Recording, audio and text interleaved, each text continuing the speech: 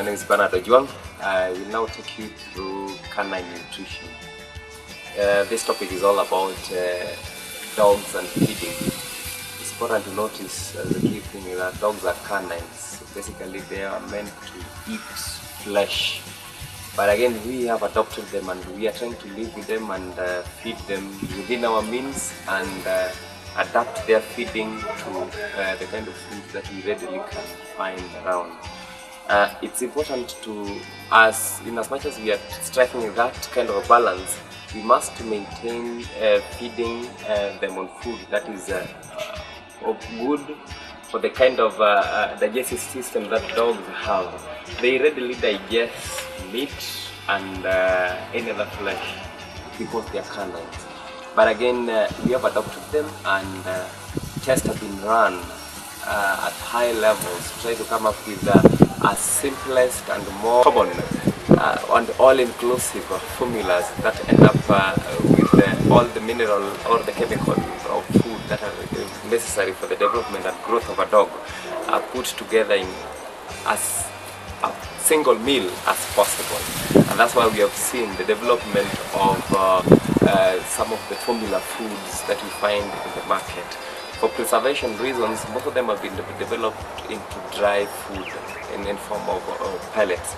They are good, but also it's also important that before you buy, you need to understand a few things about dogs and feeding that will guide you into the kind of dry food that you're going for.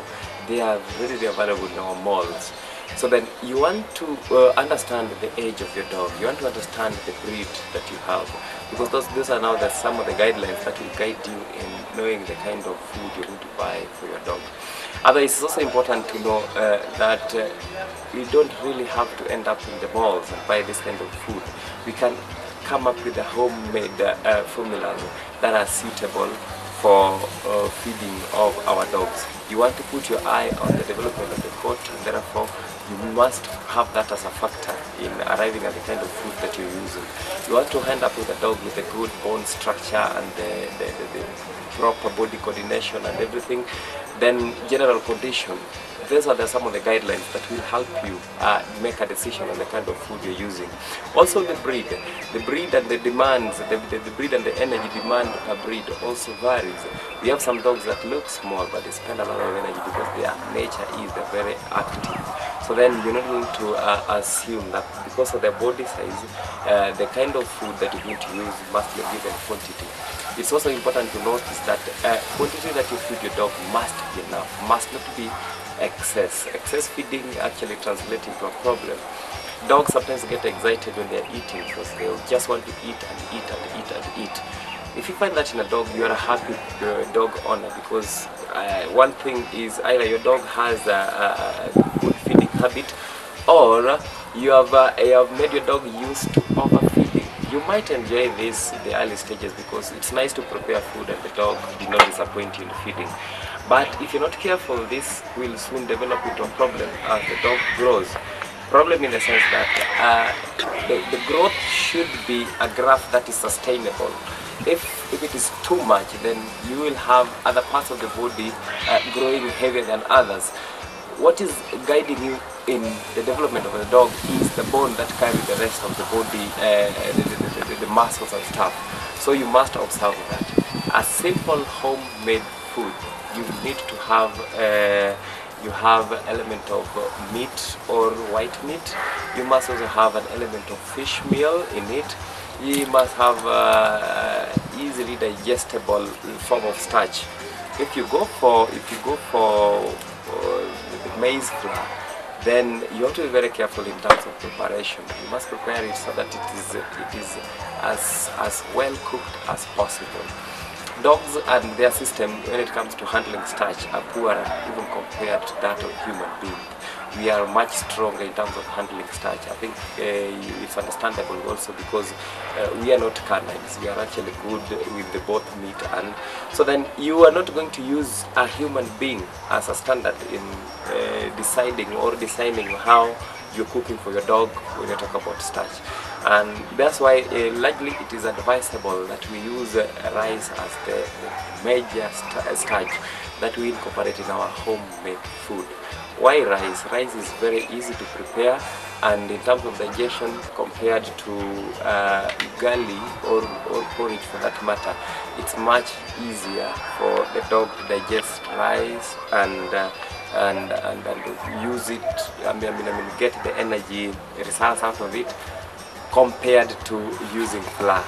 So I do not advise against using flour. The advice is, if you have to use a maize flour, then you have to pay a lot of attention in terms of preparation.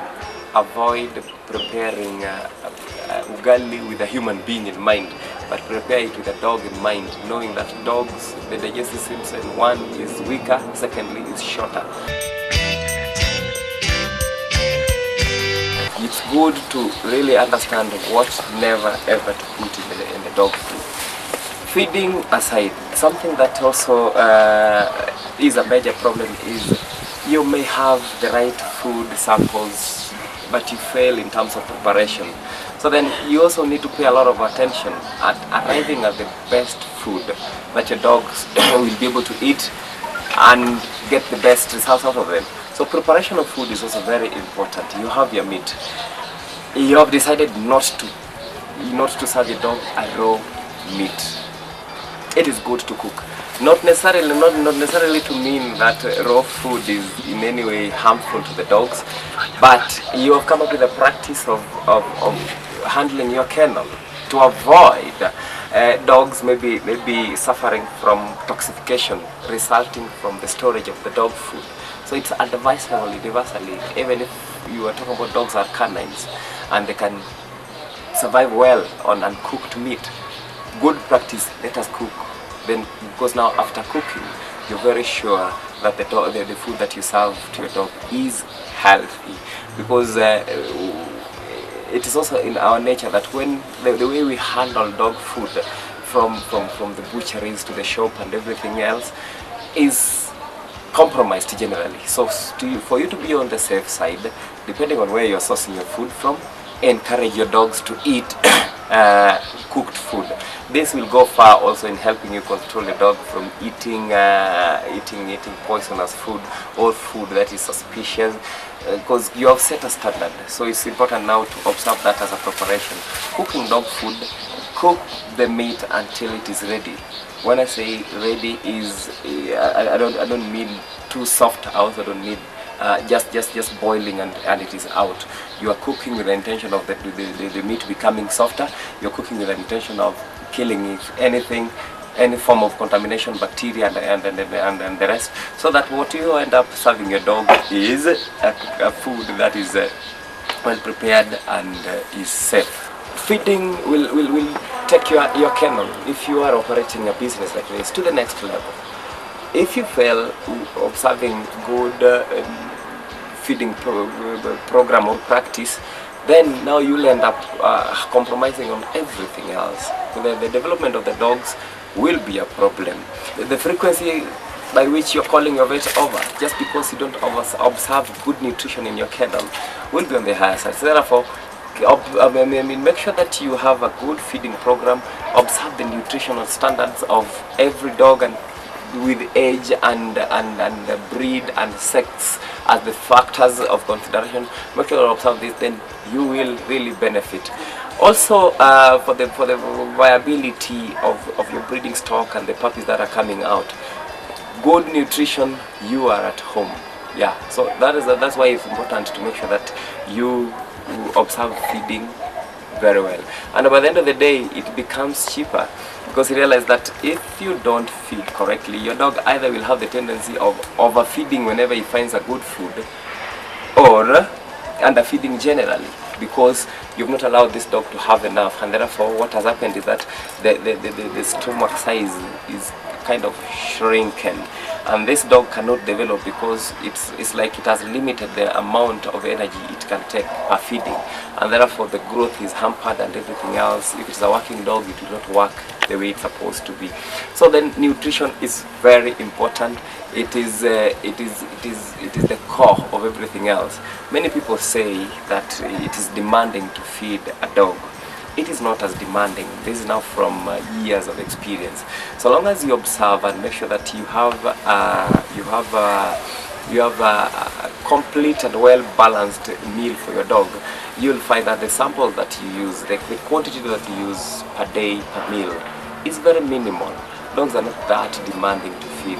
And again, feeding grows down with the age. Grows down, this is what I mean. As the dog grows between the age of 4 months and up to the age of 1.5 years, that is 18 months, that is when the feeding demand is slightly higher. In fact, before 1 year, it's recommended that you feed your dog about 3 times. 3 times. You also need to be very observant on this. What are you using in the morning? What are you using in the course of the day? Then what are you using finally by the end of the day? Observing the nutritional content of that particular food and what you're looking for in this particular dog. And as the age progresses above 1 year, before 1.5 or before 20 months, it's also advisable that you observe your feeding, and this time around the graph is already growing down because the dog is maturing or nearing the mature age, and therefore demand in terms of energy that was high when it was still growing at the puppy age is coming down. And you realize that the dog, once it is at least 2 years on, with a good well-balanced feeding, even 1 day feeding feeding once a day will be appropriate. It's good to point out that feeding also varies with the nature of a dog. It can be an adult but expectant, then that one feeding changes. So what we do is we have rice you can acquire everywhere. Where we lose it is that now sometimes you buy rice from the sack to the sufuria. What happens, because now we have at the back of our mind we are cooking for dogs, it is highly risky to feed your dog like that. It's advisable get rice should be clean. If it is not very clean, then you need to wash so that the dusts are completely separated from the final meal that you serve your dog. It's supposed to be rice. Rice is a single grain. It's not the whole, everything that was packed for you in the meal. Get rice, make sure that your rice is clean, then you are good to go. What is missing is that we already have now the starch component that is needed for our meals. The next thing is we want to have the vitamins as locally within our reach as possible. We want to have the chemicals, the vitamins that we can get from the vegetables. What we normally use, if we don't use the sukuma wiki or the kales, then we use cabbages once in a while. You want to have a few of this in the meal. Then the carrots. The carrots, the best way is to grate. Remember we are dealing with the dogs. Yeah. Remember we're dealing with the dogs, not like us.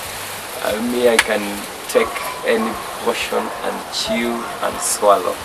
Dogs, the only type of food that they give a lot of attention in terms of chewing are the bones and the meat.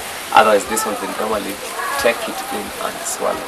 So it's advisable to grate this, and you will sprinkle on the dog food or when the food is about ready, so that you don't really overcook this.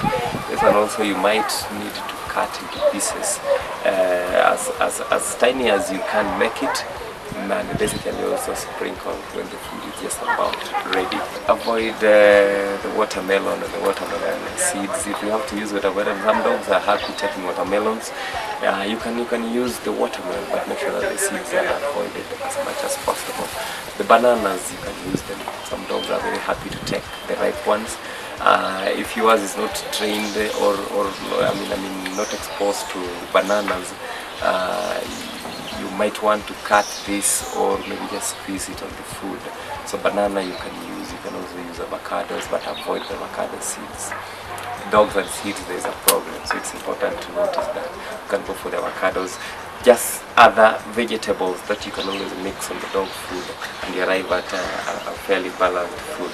Then from here, what is missing is the meat.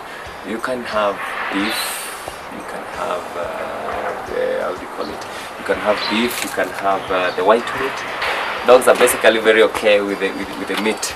At TV kennels, we encourage using chicken like this. We take a lot of interest in the storage of chicken. Yeah, because if you fail to store the chicken well, such that it develops toxins, so then make sure that you bring it fresh. You put it in the freezer when it is fresh. From the freezer to the sufuria, the only process in between should be just allowing the frozen meat to thaw. Then you put it in the sufuria. So this is what we use here as the main the protein or the meat that we use for feeding our dog.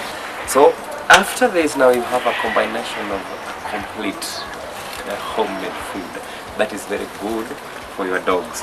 Now whatever we have here, we call it wet food. Wet food because we prepare and serve it the way it is.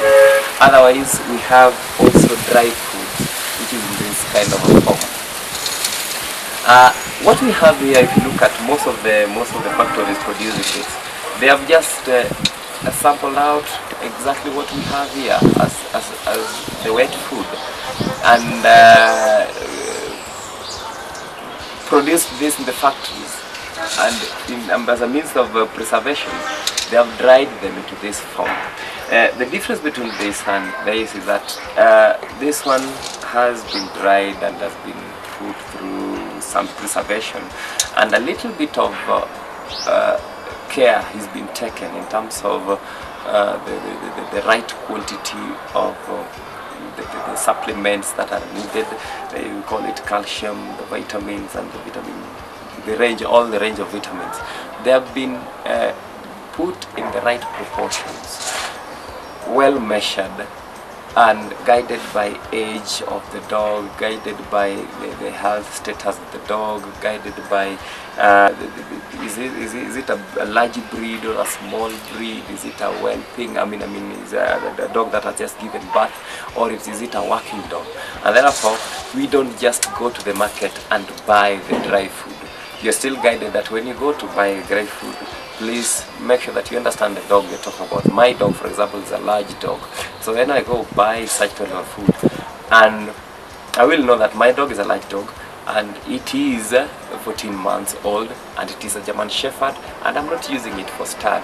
I'm using it for security reasons. Those are the factors that I must always have at the back of my mind when I go buy dry food. As you go for the dry food, you must understand your need according to the kind of dog that you have. So it is nice to use them. The most unfortunate thing is that they are available, but might not be very much really available when you need them. Therefore, it's dangerous to over rely on this. Otherwise, they will be very good for your dog. Here, we take a lot of interest in making sure that we have them for the sake of our developing puppies. So we don't just buy it generally. We go and request for the dry food that is formulated to be able to favor the development of our puppies. Our large dogs, since we breed and sell, we pay a lot of attention in weaning, such that we give you a dog that is almost 100% will be able to survive on the food that you're going to use. And also we take a lot of interest in guiding you before you buy a dog on how you're going to carry on with the care and feeding particularly. Yeah. Finally, it's important now that we've learned that nutrition is the major contributor to the kind of dog that you have. If you find your dog and the coat is falling off, you may want to go back and check your nutrition program. If you find your puppy is eating a lot, you may want to go back and find out why is it eating a lot, and I can't see this replicated in the general development. You find your puppy or your dog, just apart from just eating from the plate, will always eat, and you find him sometimes eating a lot of soil and just breaking the kennel, eating the wood and stuff like that. Those are the indications that maybe there is a problem with the nutritional balance. The most important thing is we must observe that the general development of your dog is the nutrition, and therefore that's why I have discussed this extensively. We must observe the feeding and the feeding habit, the feeding trend, the feeding programs that we subject our dogs to. Key thing is we are feeding dogs and not really us. We must not feed our dogs with human beings in mind. Otherwise we find ourselves finding it's much exciting to fry and add a lot of spices in the dog meals. Let us avoid spices, let us avoid chocolates, let us avoid ice cream when we are dealing with the dogs, and make sure that our feeding program is quite steady. We must not just feed dogs whenever and wherever we want. So as you observe your good canine nutritional habit, observe health, and also observe exercising of your dogs. And also please make sure that you understand that breeds and the feeding demands is different. I think in our subsequent program we will be able to dig deep into why for example a Great Dane has a higher feeding demand, and why we feed him on this, and why we feed, for example, why we feed them on raised ground, not on flat ground. All those things will fall in place. As regards nutrition, that's all.